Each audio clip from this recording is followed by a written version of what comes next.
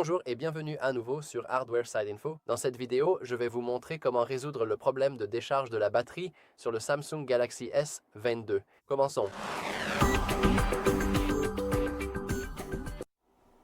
Il y a de nombreuses situations où nous perdons simplement de la batterie sans vraiment savoir pourquoi. Alors, voyons ça rapidement. La fonctionnalité la plus énergivore dans chaque téléphone, c'est tout simplement l'écran. Donc, nous pouvons commencer par là. Tout d'abord, je vais simplement passer en mode sombre et voici pourquoi. Je vais vous expliquer. Actuellement, la plupart des écrans de nos téléphones Samsung ou même de n'importe quel téléphone en général sont des écrans OLED.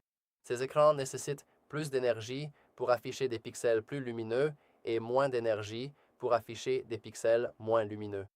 Donc, naturellement, si nous changeons le ratio et que maintenant environ 80% de nos pixels sont sombres au lieu de cela, alors que 80% de nos pixels étaient auparavant clairs, cela signifie que notre écran n'aura pas besoin d'autant d'énergie pour s'afficher qu'auparavant. C'est la même chose pour la luminosité. Si vous augmentez la luminosité trop haut, ce qui, bien sûr, rend l'enregistrement très laid, mais si vous la poussez trop, alors la consommation de batterie devient vraiment très importante et il n'y a vraiment aucun moyen de savoir à quelle vitesse la batterie va se vider complètement. Cependant, si on la baisse à des valeurs plus normales, cela commence à paraître tout à fait normal.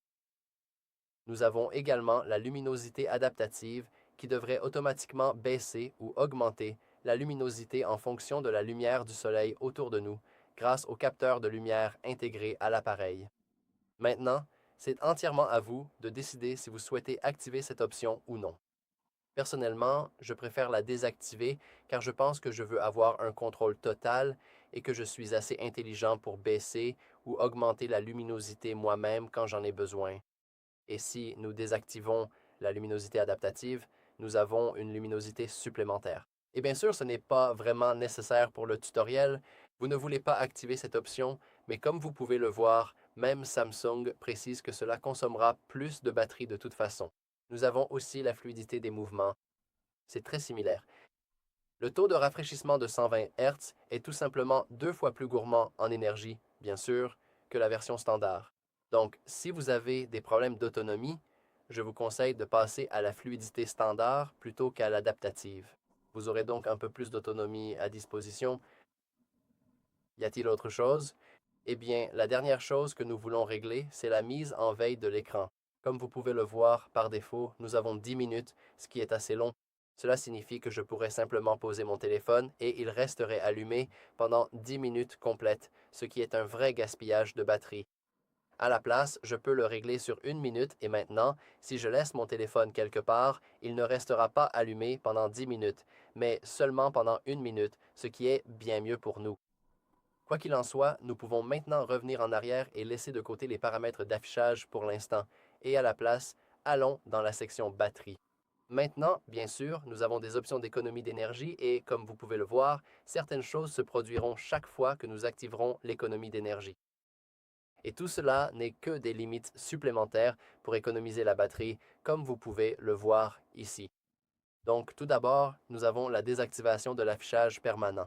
Bien sûr, je pourrais aller vous montrer cela manuellement. Oh, vous pouvez aller dans l'écran de verrouillage, puis dans l'affichage permanent et simplement désactiver cette option, ce qui est vrai, mais vous pouvez toujours le faire via l'option d'économie d'énergie juste ici. Limiter la vitesse du processeur à 70% n'est pas un gros problème, sauf si vous jouez à des jeux très gourmands comme Fortnite ou quelque chose de similaire, et que vous voulez y jouer avec le mode économie d'énergie activé, alors la limitation de la vitesse du processeur aura vraiment un impact.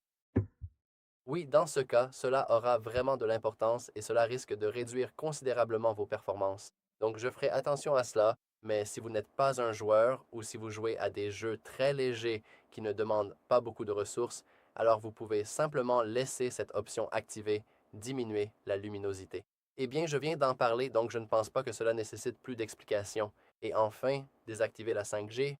Et maintenant, cela pourrait être assez radical pour vous si vous avez tendance à utiliser beaucoup YouTube par exemple, ou n'importe quel service de streaming en général, parce que, eh bien, votre connexion Internet sera beaucoup plus lente à cause de cela. Est-ce que cela vous importe ou non? C'est entièrement à vous de décider. Mais chaque fois que vous activez automatiquement l'économie d'énergie, il faut garder à l'esprit que vous aurez moins d'accès à Internet, moins de puissance CPU et moins de luminosité. Et enfin, nous avons la limitation des applications et de l'écran d'accueil. C'est en quelque sorte la version extrême de l'économie d'énergie.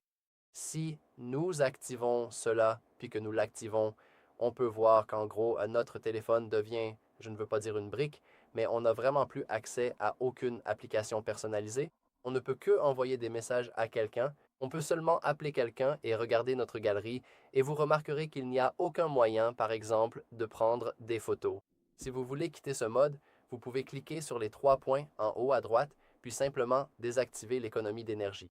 Mais avant de faire cela, notez que pour l'instant, avec ce mode super économie d'énergie, il nous reste plus de 5 jours d'autonomie. Et ma batterie n'est même pas pleine, elle n'est qu'à 60%. Et si je désactive cela et que je retourne dans nos paramètres, en ce qui concerne la batterie, on peut voir que sans cette fonctionnalité spécifique, il nous reste environ un jour, voire une journée et demie complète d'autonomie. Si nous activons l'économie d'énergie, cela augmentera aussi jusqu'à 5 jours. Mais comme nous avons encore le mode ultra économie d'énergie, assurez-vous de le désactiver dans les paramètres d'économie d'énergie comme ceci. Et maintenant, si nous activons notre batterie, l'autonomie n'augmente que d'environ une demi-journée, ce qui reste beaucoup, ne vous méprenez pas. Mais bien sûr, pas autant qu'avec l'économie d'énergie classique. Enfin, bon, nous avons la possibilité de voir quelles applications consomment le plus notre batterie et elles sont bien triées. Par exemple, on peut voir qu'un jeu appelé Ara Breakout, même si nous n'y avons joué que 25 minutes, a consommé 9% de notre batterie, alors que War Thunder Mobile, même si nous y avons joué un peu plus longtemps, n'a consommé que 60% de cela. Donc, nous avons la possibilité de dire que Horizon. En fait, peut-être que je n'ai pas envie de jouer autant.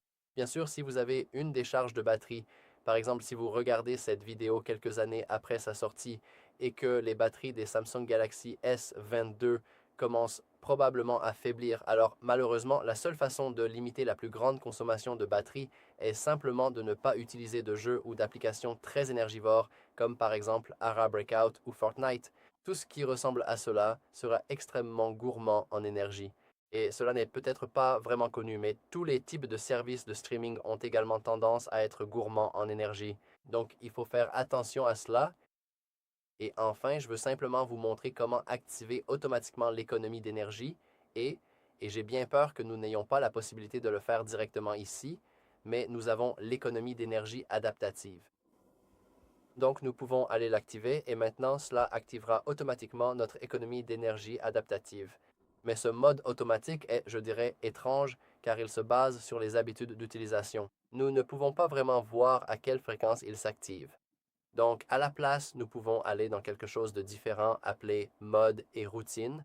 Nous avons d'ailleurs un tutoriel complet sur notre chaîne concernant les modes et routines si vous souhaitez le consulter. Mais nous pouvons en fait programmer notre appareil pour qu'il active automatiquement l'économie d'énergie dès que le pourcentage de batterie baisse, par exemple à 50%. Cela peut sembler effrayant, mais en réalité, c'est incroyablement facile à faire. Alors faisons-le rapidement. Je vais cliquer sur l'icône plus pour créer une nouvelle routine et maintenant, je vais définir un nouveau déclencheur. Je vais descendre et nous avons le niveau de batterie. Allons donc dans le niveau de batterie et saisissons 50. Donc, chaque fois que notre batterie descend en dessous de 50%, que va-t-il se passer? Eh bien, comme vous pouvez le voir, il nous recommande automatiquement d'activer probablement l'économie d'énergie, mais si pour une raison quelconque cela n'apparaît pas, vous pouvez constater qu'il s'agit en fait d'une page de paramètres en miroir. Nous pouvons donc également aller dans la section batterie et par exemple désactiver ou activer la protection de la batterie, la charge rapide ou tout autre paramètre. Mais je vais simplement activer le mode économie d'énergie et cliquer sur enregistrer, puis sur niveau de batterie. Nous n'avons pas vraiment besoin de changer le nom de la routine et il s'agit d'une routine automatique. Et maintenant, chaque fois que notre batterie descend en dessous de 50%, l'économie d'énergie s'activera automatiquement et la décharge de la batterie devrait être réduite automatiquement, ce qui est une très bonne chose. Et encore une fois, si vous souhaitez en savoir plus sur les modes et les routines, nous avons un tutoriel complet sur Samsung en général et pratiquement sur presque tous les téléphones Samsung. Voilà, je pense que c'est tout pour cette vidéo. Si vous avez d'autres astuces pour éviter la décharge de la batterie, n'hésitez pas à les partager dans les commentaires ci-dessous. Bref, c'est tout pour moi. N'oubliez pas de liker, de vous abonner et comme toujours, merci d'avoir regardé. À la prochaine fois.